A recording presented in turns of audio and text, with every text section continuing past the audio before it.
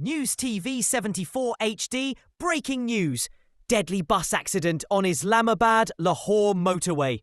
A passenger bus overturned after a tyre burst near Chakwal, killing 9 people and injuring around 30 others.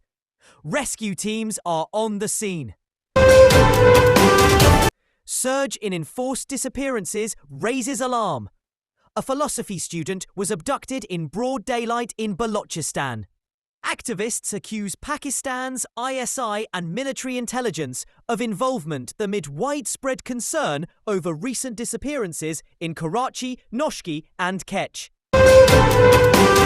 TikTok influencer found dead under suspicious circumstances. Sumaira Rajput, a young influencer from Gilgit, Sindh, was discovered dead at home.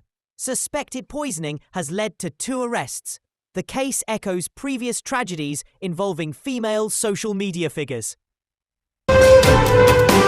Pakistan, close to a major US trade agreement. Foreign Minister Ishaq Dar announced Pakistan is very close to finalizing a trade deal with the US before President Trump's August 1st tariff deadline, potentially elevating Pakistan's role in global markets.